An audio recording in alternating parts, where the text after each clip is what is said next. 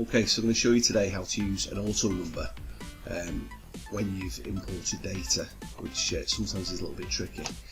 So the first thing we're going to do is we're going to import the text file. So it's just from external data, text file. Browse to where your text file is. So I've just got it here. And then, of course, the text files are all separated here by commas, so I'm going to choose delimited at the top. Make sure that comma is selected, and then also you can see here that my first row contains the field name, so I'm going to select that as well, which will separate all of our fields out. And what I'm going to do now is just going to quickly change all the data types. So the first one here is going to be one of my primary keys, so I'm going to make that a long integer, and then just work my way across. So time, short text, long integer. Telephone numbers, as ever, should be short text. Just work our way gradually across. So this should be short text, long integer, text, couple of short integers, long integers, sorry, short text. Okay, so we've now got our data. Of course, now we need to build our tables.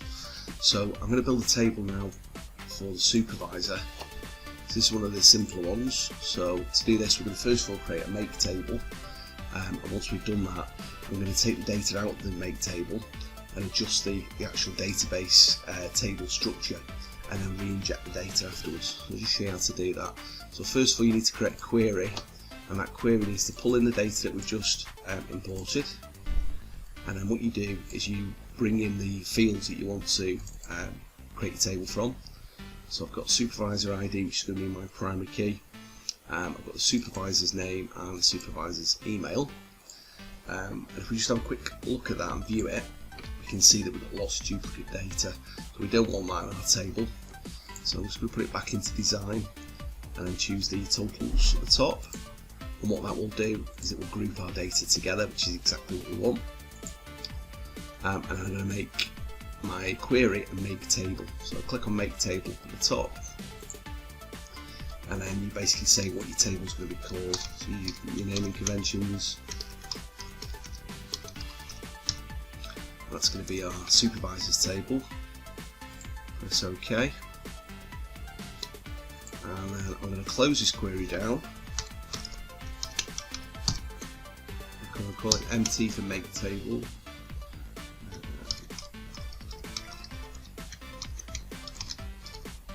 Okay. Press OK. And when I run this, it should create me a table with 4 records in, which is actually what I want. If I go and have a look in here, the primary key is not automatically generated, and if I try and change this number now to an auto number, it won't work. Okay, it gives us an error.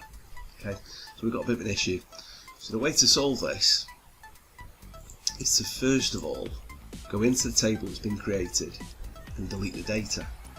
So click at the top left hand corner, delete the data, then go in to design mode, and then it should allow you then to create an auto number, and this is because there's no longer any data in there. And at the same time, select your primary key. Okay, so the structure itself is now sound. Save that. Now if we go back to our make table